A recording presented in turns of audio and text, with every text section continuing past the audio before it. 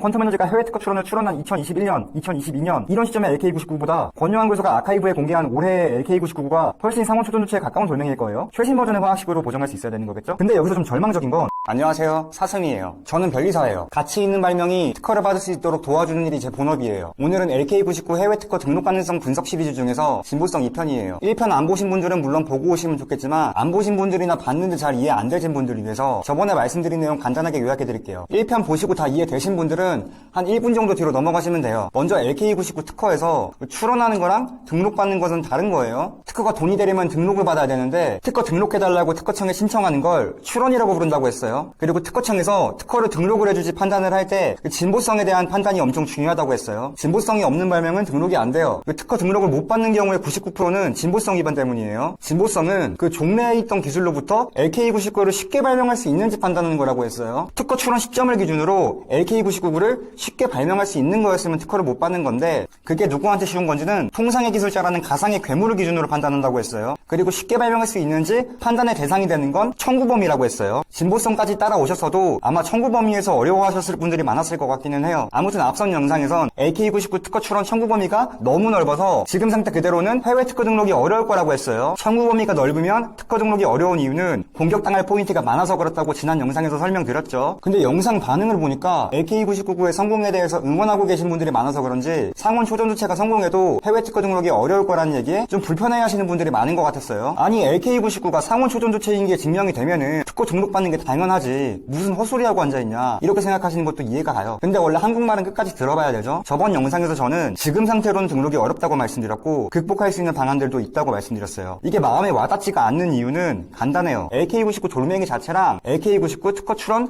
명세서를 구분해야 된다는 걸 모르니까 이해가 안 되는 거예요. 일단 여기에 대해서 이해시켜 드릴게요. 특허 출원 과정은 원석을 가공해서 보석으로 만드는 과정이에요. 원래 특허의 대상이 되는 발명 그 자체는 당장엔 특허로서 아무 가치가 없는 원석이에요. 여기서 오해하시면 안 되는 게 물론 상온 초전도체로서의 LK99는 인류 역사상 최고의 발명품이 될 수 있는 돌멩이가 맞아요. 그런데 특허 출원서로서 적절히 가공되지 않은 그 돌멩이 그 자체가 당장엔 특허로서 가치가 없다는 거예요. 아무리 대단한 발명, 하나님이 만든 발명이라고 해도 그 발명을 출원할 때 특허청에 제출한 특허 출원서류가 그 적절하게 이렇게 가공된 상태가 아니면은 특허를 못 받는 거예요. 이건 특허제도가 선출원주의를 채택하고 있어서 그래요. LK99 발명 자체와 LK99 특허 출원 서류를 구분해야 된다는 걸 이해하기 위해서는 먼저 일단 선출원주의에 대해서 이해를 해야 돼요. 선출원주의는 동일한 발명에 대해서 먼저 특허 출원을 한 사람이 특허를 받을 수가 있고 늦게 출원을 한 사람은 특허를 못 받는다는 원칙이에요. 선출원주의랑 반대되는 개념으로 선발명주의가 있는데 선발명주의는 어떤 발명을 먼저 발명한 사람한테 특허권을 준다는 원칙이에요. 만약에 특허제도가 선발명주의를 기준으로 했으면 퀀텀에너지는 사실상 LK99 특허권을 받아놓은 거나 마찬가지라서 특허 출원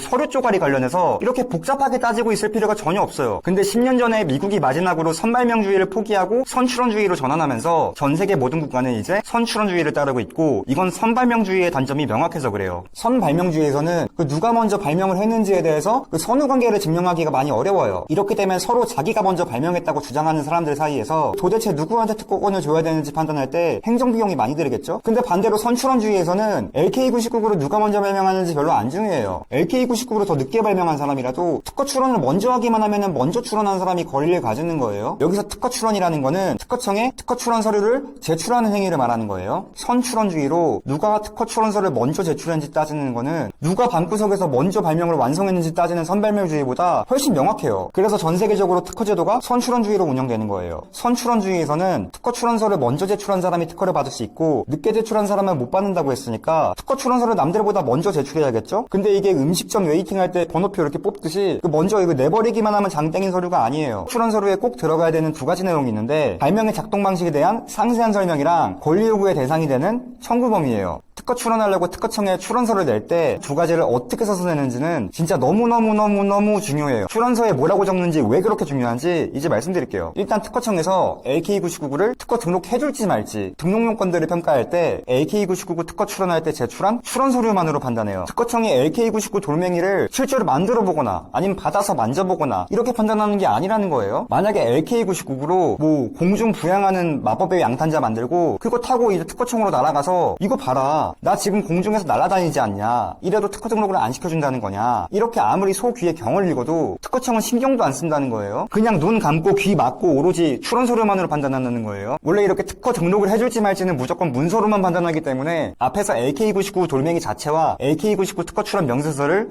구분해야 된다고 얘기했던 거고요. 그럼 특허를 등록받기 위해서는 특허 출원서가 특허 등록받을 수 있도록 작성이 돼야겠죠? 근데 저번 영상에서 LK99 출원서류에 적힌 항목 중에 청구 범위가 너무 넓다고 했어요. 청구 범위가 너무 넓다는 거는 퀀텀에너지가 LK99뿐만 아니라 직접 발명하지도 않은 다른 물건들까지 특허받으려고 욕심내는 거라서 특허를 못 받는 거라고 했고요. 결국 지금 상태로는 LK99 특허 출원 서류가 제대로 기재가 되는 게 아닌 거예요. 청구 범위가 이렇게 넓게 작성되어 있으면 특허를 못 받아요. 그럼 LK99 특허 출원서는 누가 작성했을까요? 퀀텀에너지 출원을 대리한 변리사님이 작성했겠죠? 그럼 퀀텀에너지 LK99 특허 출원할 때 변리사가 출원 서류를 잘못 작성한 거냐? 퀀텀에너지가 실력 없는 변리사를 잘못 만나서 청구 범위 너무 넓게 작성한 것 때문에 LK99 특허 날려버리는 거냐 생각하실 수 있는데 꼭 그런 것만은 아니에요. 왜인지 말씀드릴게요. LK99 청구 범위를 넓게 작성하냐 좁게 작성하냐에 대한 건 퀀텀에너지에게는 양날의 검이에요. 청구 범위를 넓게 작성하면 불이익을 받는 만큼 또 이득되는 것도 있어요. 일단 LK99 청구 범위가 넓은 경우에 LK99 특허를 등록받기 어려운 건 맞아요. 근데 또 한편으로는 LK99 청구 범위가 넓으면 외국에서 특허 등록받은 이후에 권리 범위가 넓을 수가 있어요. 권리 범위가 어디까지인지는 청구 범위로 판단하기 때문에 그래요. 여기서 권리 범위라는 용어가 생소하실 텐데 설명드릴게요. 권리의 범위에서 권리라는 건 간단하게 말하면 퀀텀에너지가 특허권으로 다른 외국 기업을 공격할 수 있는 권리를 말해요. 외국 기업은 공격당하지 않기 위해 퀀텀에너지에 로열티를 줘야 되는 거니까 이건 특허권의 기능 중에서 LK99가 돈이 되게 만드는 가장 핵심적인 기능인 거예요. 특허증을 훈장처럼 집에 액자로 걸어놓으려고 LK99 특허받는 게 아니라 외국 기업을 공격할 수 있는 칼자루가 되는 거니까요. 그리고 또 권리 범위에서 범위라는 거는 만약에 외국 기업이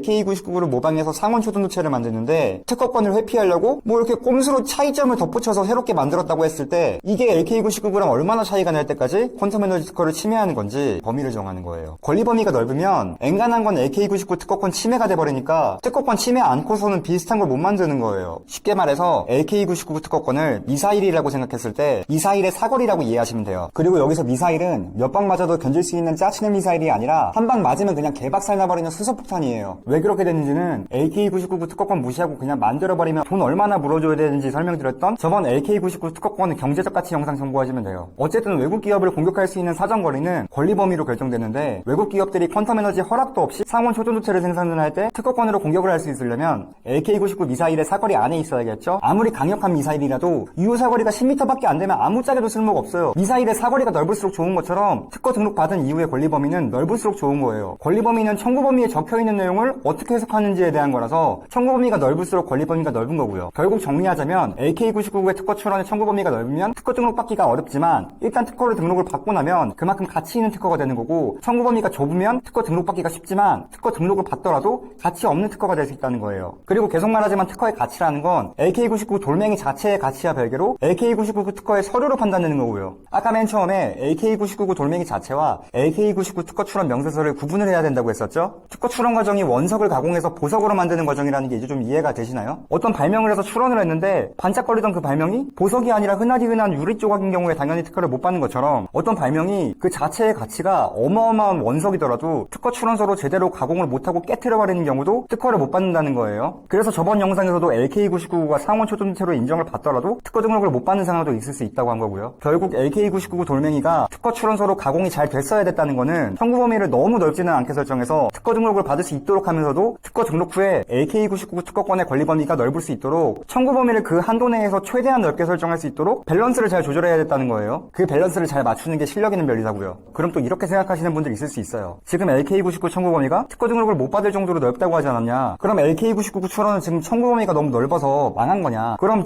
변리사님이 LK99 특허 망쳐놓은 거냐? 근데 꼭 그렇다고는 말할 수는 없어요. 원래 실무상 처음에 특허 출원할 때는 청구 범위를 넓게 잡아놓고 특허청이 어떻게 나오는지 살펴보면서 특허청 반응에 따라서 보정을 통해 청구 범위를 좁게 수정하는 경우가 많아요. 이걸 이해하시려면 특허법상의 보정제도를 이해하셔야 돼요. 보정이라는 건 특허 출원서류에 적힌 내용을 수정한다는 거예요. 근데 언제든지 아무렇게나 수정해도 되는 건 아니에요. 특허 출원서류를 보정할 때는 보정의 시기 그리고 보정의 범위에서 일정 부분 제한이 있어요. 특허 출원서류를 보정한다는 거는 발명의 내용이나 심사의 대상을 변경한다는 거예요. 특허청에 LK99를 등록해줄지 고민해서 등록 심사를 거의 다 해놨는데 갑자기 퀀텀에너지가 보정으로 특허 출원서를 수정해서 LK99가 아닌 다른 발명으로 발명 자체를 변경해버리면 특허청 입장에서는 어이가 없겠죠? 그래서 특허 등록 심사가 어느 정도 진행된 시기 그 이후에는 청구 범위를 감축하는 보정만 할 수 있어요. 이런 게 보정의 시기의 제한 중 하나예요. 그런데 청구 범위 감축은 왜 허용해주냐 궁금하실 수 있는데 청구 범위를 감축한다는 거는 특허로서 권리를 요구하는 대상을 일정 부분 포기한다는 거예요. 그렇다는 건 퀀텀에너지가 어느 정도 손해를 감수하면서까지 보정을 하겠다는 거니까 최소한의 방어권 보장을 위해서 청구 범위 감축에 대한 보정을 허용해준다는 거예요. 이런 이유 때문에 처음에 특허 출원서 제출할 때는 특허권을 확보하려는 권리의 범위보다 청구 범위를 약간 넓게 기재하는 게 실무의 경향이에요. 넓게 기재된 청구 범위에 대해서 특허청이 혹시 트집을 안 잡으면 LK99를 넓은 권리 범위로 등록받은 거니까 퀀텀에너지한테 좋은 거고 특허청이 넓은 청구 범위에 대해서 트집을 잡으면은 청구 범위를 감축하는 보정으로 양보할 부분은 양보하면 된다는 거예요. 예를 들어서 특허 등록 심사할 때 처음에 넓게 작성한 청구 범위 가지고 특허청 심사관이 시비를 걸겠죠. 이거 청구 범위 너무 넓은 거 아니냐. 뭐 이만큼 넓은 청구 범위 중에서 뭐 이만큼 여기 이 부분은 원래 있는 기술이랑 너무 비슷하다. 여기 부분 때문에 LK99 특허 못 준다. 특허청 심사관이 이렇게 태클을 걸면 퀀텀에너지 쪽에 있는 변리사가 이제 특허청이랑 싸우면서 대응을 하겠죠. 변리사의 대응으로서 아니 이게 청구 범위가 뭐가 넓냐. 뭐 이런 점 고려하면은 뭐 여기서부터 충분히 여기까지 확장할 수가 있다. 혹은 뭐 여기랑 여기가 대체 종료 기술이랑 뭐가 비슷하냐. 뭐 어떤 부분들이 명확하게 다르지 않느냐. 이렇게 보정 없이 싸울 수도 있겠고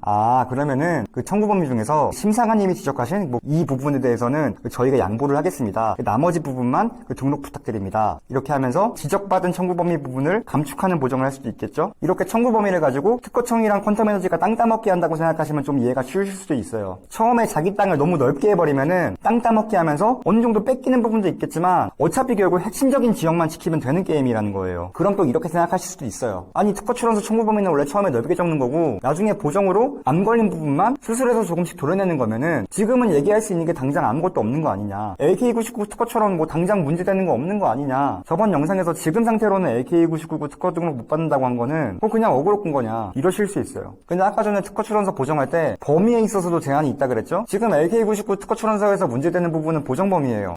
일단 보정해야 되는 LK99 해외 특허 청구 범위부터 보여드릴게요. 저번에 말씀드렸다시피 대표 청구항이 포함하는 화학식이 엄청 조합이 많다 그랬죠? 그 화학식 중에서 퀀텀에너지가 청구 범위 축소하는 보정을 통해서 남겨놔야 되는 핵심적인 화학식은 구리, 납, 인산을 포함하는 이 화학식이에요. 근데 보정 범위 제한 때문에 지금 이런 보정이 불가능할 수 있다는 거예요. 이거 관련해서 설명드릴게요. 아까 전에 보정 설명할 때 말씀 안 드린 게 있는데 보정에는 소급표가 있어요. 그게 무슨 말이냐면 특허 출원에 대한 보정이 받아들여지면 마치 애초에 처음에 특허 출원서를 제출할 때부터 보정으로 수정된 내용으로 출원했던 거나 마찬가지인 걸로 판단해준다는 거예요. 이게 어떻게 생각하면 뭐 별거 아닌 걸로 보일 수가 있는데 이 소급표 때문에 보정의 범위는 처음에 제출한 내용 안에서만 보정할 수 있도록 제한이 돼요. 이건 아까 말했듯이 특허제도가 선출원주의로 운영되는 거랑 연관이 있어요. 선출원주의는 특허를 제일 먼저 출원한 사람만 특허권을 가질 수 있다고 했죠. 그렇기 때문에 특허 출원서를 빨리 내서 특허 출원일을 최대한 빠른 시점으로 선점하는 게 중요하다고 했어요. 근데 만약에 발명이 제대로 완성되지도 않았는데 출원서 대충 내버려서 출원 시점만 빠르게 먼저 알받게 해놓고 나중에 발명을 완성한 다음에 완성된 발명으로 출원서류를 보정해버리면 어떻게 될까요? 그렇게 되면 발명은 막상 출원 시점 이후에 완성됐는데 불구하고 보정의 소급표 때문에 발명 완성 이전인 특허 출원 시점을 기준으로 번호표를 뽑은 거나 마찬가지겠죠? 이건 나중에 발명을 완성한 제3자에게 굉장히 부당한 상황인 거예요. 비유를 하자면 대학교 수업 과제를 인터넷으로 제출을 할 때 제출기한 맞추려고 처음에 미완성으로 제출해놓고 나중에 완성본으로 슬쩍 수정해버리면 제대로 완성해서 제출하느라 늦게 제출해버린 사람한테 너무 부당하다는 거예요. 예를 들어서 다른 외국 기업이 이럴 수 있다는 거예요. 아니 상온 초전체를 제대로 완성한 시점으로 보면 내가 퀀텀에너지보다 더 빠르지 않냐? LK99 처음에 특허 출원한 출원서로만 보면은 저거 제대로 완성된 발명이 아닌데 저 보정으로 그렇게 바꿔버려가지고 처음부터 완성된 거였던 것처럼 하면 안 되는 거 아니냐 이럴 수가 있다는 거예요. 그래서 결국 보정의 범위는 처음 특허 출원하면서 제출했던 서류에 있는 내용 안에서만 보정할 수 있도록 제한이 되는 거예요. 이걸 신규사항 추가 금지라고 해요. 처음부터 출원서에 있는 내용이나 마찬가지였다면 제3자가 딱히 억울할 일도 없겠죠? 선출원주의 때문에 보정할 때 신규사항 추가가 금지되기 때문에 이 모든 문제가 시작하는 거예요. 다시 봐볼게요. 지금 전 세계에서 검증을 하고 시도하고 있는 LK99의 화학식은 이거예요. 이건 LK99의 특허 출원이랑 전혀 별개로 권용한 교수가 아카이브에 공개한 논문에 적혀있는 내용이에요. LK99 최신 버전인 거예요. 다시 말하지만 이 최신 버전은 LK99 특허 출원이랑 별개예요. 아까부터 계속 LK99 돌멩이랑 LK99 출원서랑 구분해야 된다고 얘기하고 있어요. 지금까지 LK99 관련해서 관심 있게 보신 분은 당연히 아시겠지만 LK99가 상온 초전도체가 되려면 돌멩이 구울 때 여러 가지 조건들을 엄청 세밀하게 컨트롤해야 된다고 하죠. 당연한 거겠지만 퀀텀에너지가 해외 특허 출원을 출원한 2021년, 2022년 이런 시점에 LK99보다 권용한 교수가 아카이브에 공개한 올해의 LK99가 훨씬 상온 초전도체에 가까운 돌멩이일 거예요. 지금 전 세계에서 굽고 있는 돌멩이도 최신 버전의 LK99에 대해서 상온 초전도체인지 검증하고 있는 거고요. 그럼 결국 지금 상태에서 LK99의 핵심 화학식은 납, 구리, 인산을 포함하는 2023년의 화학식일 거예요. 퀀텀 에너지가 특허권으로 보호받고 싶은 핵심적인 권리 범위도 이 화학식으로 만들어지는 LK99일 거고요. 그렇다면 LK99 해외 특허 출원 청구 범위도 최신 버전의 화학식으로 보정할 수 있어야 되는 거겠죠? 특허 출원을 보정을 할 수 있으려면 보정의 범위를 만족해야 된다고 했었고, 보정의 범위는 처음 제출한 출원 서류에 있는 내용으로 제한된다고 얘기했어요. 이제 퀀텀 에너지가 제출한 해외 특허 출원에 최신 버전의 LK99 화학식에 관한 내용이 적혀있는지 봐볼게요. 여기 LK99 PCT537 출원에서 단락 131을 보시면 A는 납이고 B는 구리라고 해서 최신 버전의 LK99랑 동일한 화학식이 적혀있기는 해요. 근데 X의 범위가 0.1부터 2.0까지예요. 근데 최신 버전의 LK99는 X의 범위가 0.9부터 1.1까지 적혀있어요. 그럼 LK99 특허 출원서에서 X가 0.9부터 1.1까지라고 적혀있는 내용을 찾아서 보정할 수 있는 근거를 찾아야 돼요. 근데 여기서 좀 절망적인 건 출원서에 X가 0.9부터 1.1 범위일 수 있다고 적혀있는 내용이 안 나와 있어요. PCT536 출원에서도 마찬가지고요. 그나마 537 출원에서 단락 94에 적혀있는 내용을 보시면 X를 한정할 수 있는 내용이 그나마 조금이라도 나와 있기는 해요. 납의 상대적 값을 10으로 했을 때 구리의 값이 0.9 정도로 계산된다고 하죠. 아, 그럼 0.9까지는 확보된 거고 1.1만 찾으면 되는 거 아니냐 이렇게 생각하실 수 있는데, 비율로 환산해서 비교해보면 또 그렇지가 않아요. 최신 버전에서는 납과 구리의 합이 10이니까 단락 94를 기준으로 했을 때도 납이랑 구리를 합쳐서 10으로 맞춰줘야겠죠? 납이 10이고 구리가 0.9일 때 더하면 10.9니까 납이랑 구리에 각각 10.9를 나누고 다시 10을 곱해주면 합쳐서 10이 되겠죠? 변환을 해보면 납이랑 구리의 비율은 대충 9.17 대 0.83이 나와요. 우리가 원하는 X의 값으로 보면 0.83인 거예요. 최신 버전의 LK99는 X가 0.9 이상 1.1 이하여야 되는데 0.83은 그 범위에 들어가지 않아요. 뭐 0.83이나 0.9나 그거 아니냐 생각하시는 분 있을 수 있는데, 이게 비율이 0.01만 달라져도 초전도성이 아예 안 생길 수도 있어요. 그리고 또 유럽 특허청 같은 경우는 실무상 보정 범위를 진짜 엄청 엄격하게 봐서 보정할 때 출원서에 적혀있는 내용 거의 그대로 복사 붙여넣기 수준으로 집어넣는 것만 인정하기 때문에 0.83은 0.9에 절대 비빌 수가 없어요. 그럼 또 이렇게 말하시는 분 있을 수 있어요. 아까 전에 청구 범위 축소하는 보정은 넓게 인정된다 그러지 않았냐. X의 범위가 0.1 이상 2.0이라고 적혀있는 청구 범위는 X가 0.9 이상 1.1 이하인 걸 포함하는 거니까 0.9 이상 1.1 이하라고 보정하는 거는 청구 범위를 감축하는 거 아니냐. 그럼 청구 범위 감축하는 걸로 인정받아서 보정할 수 있는 거 아니냐 이러시는 분 있을 수 있어요. 이거 안 되는 이유 설명하려면 선택 발령 관련해서 말씀드려야 되는데 이게 너무 내용이 많아요. 그리고 지금 해외 출원된 거 버리고 다시 새롭게 출원하는 게 안 되는 이유도 설명해야 되는데 이것도 너무 많아요. 중간중간에 설명 욕심을 너무 많이 부려서 생각보다 너무 길어졌어요. 긍정편 기다리신 분들한테 죄송하지만 나머지는 해외 특허 등록 가능성 3편으로 마저 설명드릴게요. 3편에서는 선택 발명, 공지예외 제도, 우선권 주장 출원 설명드리면서 방금 말씀드린 문제점들을 극복하는 내용으로 찾아뵐게요. 긴 영상 봐주셔서 감사해요. 사승이었습니다.